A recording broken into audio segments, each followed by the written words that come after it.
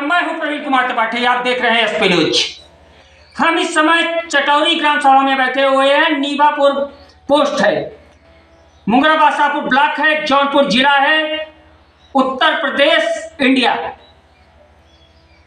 यहाँ की एक प्रतिभाशाली बिटिया ने जो है कि बिहार में जाके पीसीएस क्वालिफाई किया और कौन सी रैंक थी, कैसे यहाँ तक पहुंची, उनके माता पिता का आशीर्वाद है और क्या कहना चाहती हैं अपने माता पिता के लिए, अपने लोगों के लिए और अपने गुरुजनों के लिए। चलिए जुड़ते हैं प्रतिभा जी से। प्रतिभा जी नमस्कार, आपका हमारे चैनल में स्वागत है। मैडम एक चीज़ हम जानना चाहते हैं, यहाँ तक आप क्या सोच लेके पहुंची कि जो कि आज जो है कि ये आपका पहला चांस था या इसके पहले भी चांस थे? नहीं, इसके पहले मैं बिहार का मेंस लिखी हूँ जी, लेकिन वो क्वालिफाई नहीं हुआ जी, और उसके बाद फिर प्री नहीं हो रहा था जी, फिर इस बार फिर प्री हुआ, मेंस हुआ और फिर इंटरव्यू दिया है, सिलेक्शन हुआ। इसके बाद का 68 मेंस है, उसका भी रिजल्ट आने वाला है, फिर उसका इंटरव्यू होगा। ये कौन सी रैंक थी आपकी? ये मेरा SC/ST वेलफेयर ऑफिसर हुआ है, इसमें 35वीं रैंक है मेरी। 35वीं रैंक। देखिए 35वीं रैंक है, बहुत बड़ी रैंक मानी जाती है। और मैडम एक चीज़ मैं और जानना चाहता हूँ, ये जो आपने जो ये सम्मान जो आपको मिल रहा है, जो भारत गवर्नमेंट से आपको सम्मान दिया गया है, आपकी प्रतिभा के अनुरूप दिया गया है, तो इसका जो है कि श्रेय किसको देना चाहती है? इसका श्रेय मैं सबसे पहले भगवान को दूंगी, उसके बाद पिताजी, माताजी और मेरे गाँव वालों को। और मेरे कई दोस्त भी हैं जिनमें विक्रम भैया, आकाश जी, श्याम और भी कई दोस्त हैं, उनका भी योगदान बहुत इम्पोर्टेंट है। जी जी। तो आज यहाँ जो कि युवा पीढ़ी है और जो कि बिटिया पढ़ाओ बिटिया बचाओ का सरकार भी नारा लगा रही लगातार, तो उस कड़ी में क्या कहना चाहिए? हेलो, ये काम तो मेरे पापा ने बहुत पहले ही शुरू कर दिया है और अभी जो गवर्नमेंट का नारा है बेटी बचाओ बेटी पढ़ाओ, इस दिशा में मुझे लगता है अब गांव वाले भी बहुत तेजी से ध्यान दे रहे हैं और इस दिशा में काम भी होगा और जो मैं प्रेरित कर सकी हूँ लोगों को, आगे ये चीज़ दिखेंगी भी। जी, कैसे आपको देख के आपने पीसीएस क्वालिफाई किया, तो आप जो कि युवा हैं और ये जो बिटिया इस लाइन में लगी हुई हैं, काफ़ी बिटिया लाइन में लगी हुई हैं कि जो कि प्रयास कर रही हैं, कहीं विफल हो जा रही हैं, तो वो क्या करें कि जो कि जो है जैसे आप पीसीएस बनी वो भी बन जाए? सबसे बड़ा जो इसमें है वो है निरंतर अभ्यास करना, अपने ऊपर पूरा विश्वास रखना।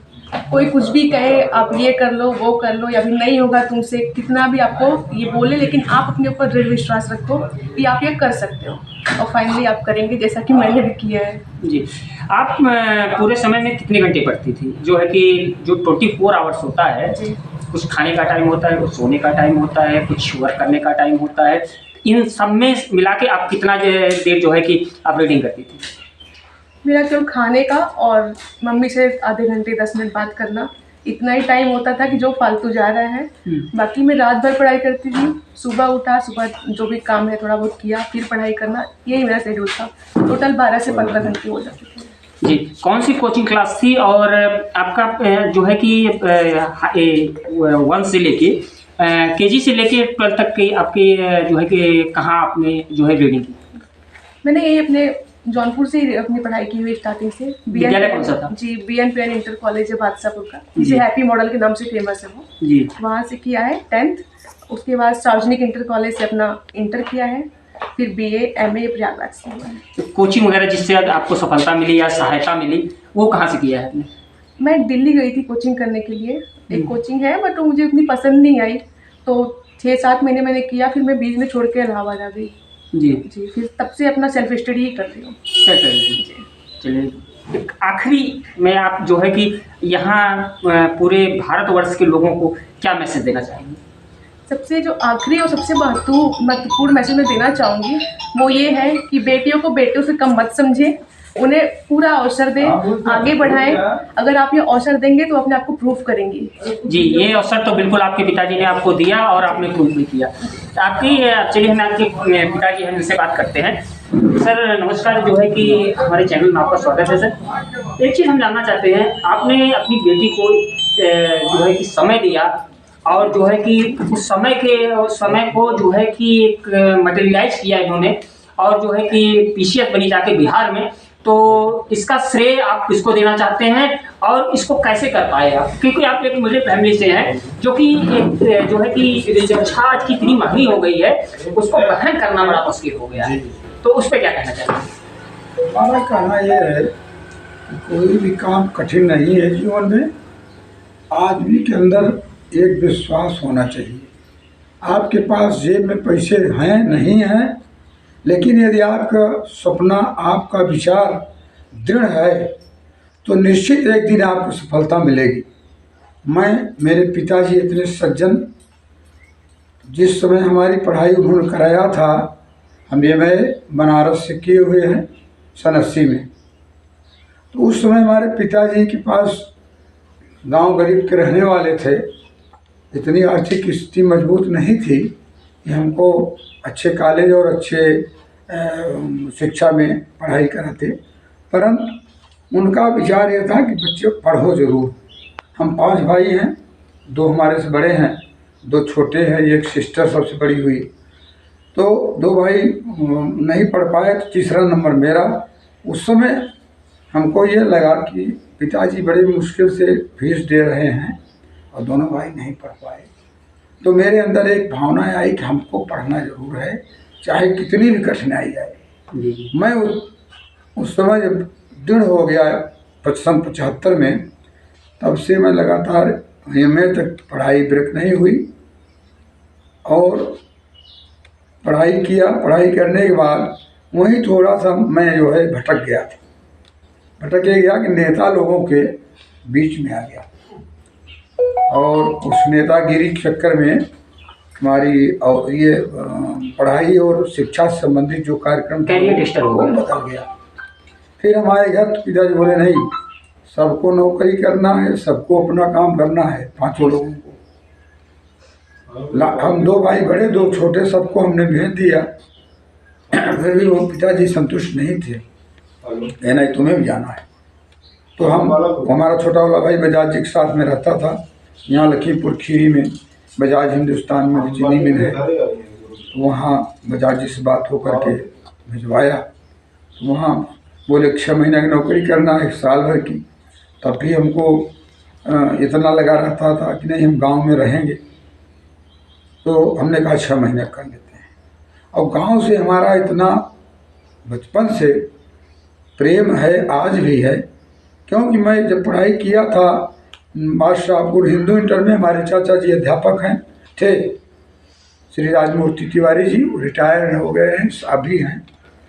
तो वहीं हमने इंटर पढ़ाई जब करने जाते थे, साइकिल हमारी बड़े गांव में हम रखते थे, पैंट कंधे पर निकाल कर जी अंडरवियर पर 2 किलोमीटर यहाँ से जाना और डेली आना। रास्ता नहीं था, बड़ा कठिन समय था, बड़ा कठिन था। पानी और कीचड़ से निकलना और कीचड़ से आना। उस समय मेरे दिमाग में आया मैं अपने गांव को जिस दिन रोड से जोड़ लूँगा तो हमारी सबसे बड़ी उपलब्धि होगी। ये प्रयास मेरा चलता रहा। 77 में अरुण कुमार मुन्ना जी सिंह जी आए इलेक्शन में, मैं उनके साथ जुड़ गया। सौभाग्य ये रहा कि इस क्षेत्र में सब आगा जैदी जी लड़ रहे थे, सब लोग आगा जैदी के साथ में लगे थे, लेकिन हम और एक हमारे बड़े पिताजी के लड़के थे छोटे लाल तिवारी जी, वो तो स्वर्गीय हो गए, और आप हमारे देवी शंकर के पिताजी, ये 3-4 लोग उनसे लगे थे। वो इलेक्शन में हम लोग उनको जिता दिए। जब जिता दिए तो उनको एक ट्यूबवेल मिला पूरे इसमें क्षेत्र भर में विधानसभा के। तो उन्होंने बुला करके हमको दिया कि आप अपने यहाँ ले आइए, ट्यूबवेल लगवाइए, आपको रास्ता मिल जाएगी, लाइट हो जाएगी। फिर उतने से संतुष्टि नहीं रही। फिर लास्ट में हम 2005 में हमको यहाँ एक नई इलेक्शन लड़े। इलेक्शन लड़ा PDC का, और गांव वालों का सहयोग विनोद सिंह जी थे, समाजवादी पार्टी जी नहीं बसपा से थे। वो इलेक्शन बसपा से लड़े थे और जीते हुए थे, हम लोग उनके साथ थे। जीत करके आए तो हमको 1 किलोमीटर 700 मीटर रोड, या जिस रोड से आए हैं वो दिए। उसके जस्ट बाद इलेक्शन हो गया। 5 साल कार्यकाल होने के बाद सुभाष पांडे जी आ गए, जी, बसपा से वो भी वो भी बसपा थे, मंत्री रहे। तो सुभाष पांडे जी को हम लोग सब सपोर्ट हो गए। और हमारे विनोद सिंह बाबू जो है वो बसपा छोड़ चले गए, सपा में सरकार में शामिल हो गए थे। तो जब सुभाष जी आए तो हमको 2 किलोमीटर और 900 मीटर रोड इस तरफ से दे दिए। तो हम अपने गांव को जब पिच से जोड़ लिए त्रिपाठी जी, तो हमको इतना गर्व महसूस हुआ कि देखिए सौभाग्य ये रहा कि जो मैं 75 में विचार में लाया था आज वो संपन्न हो गया। सबसे बड़ी उपलब्धि है। साथ में अपने बच्चों को पढ़ाई के लिए हमारी 6 बच्चियां हैं और 1 बच्चा है। 6 को हम पढ़ाई करने के लिए यहाँ से पैदल हमारी बच्चियाँ बड़ा गांव, और बड़ा गांव से बस जाती थी BLPL इंटर कॉलेज वालों की, उससे बच्चे जाते थे। सभी गांव से हमारे यहाँ कोई निकल के बाहर नहीं पढ़ाया था। मैं पहला ऐसा व्यक्ति हूँ जो अपने बच्चों को वहाँ शामिल किया। वहाँ से बच्ची और हमारा बच्चा सब लोग वहाँ उनके यहाँ पढ़ाई किए। और खासियत ये है इस बच्ची के लिए कि इसको हमने आज तक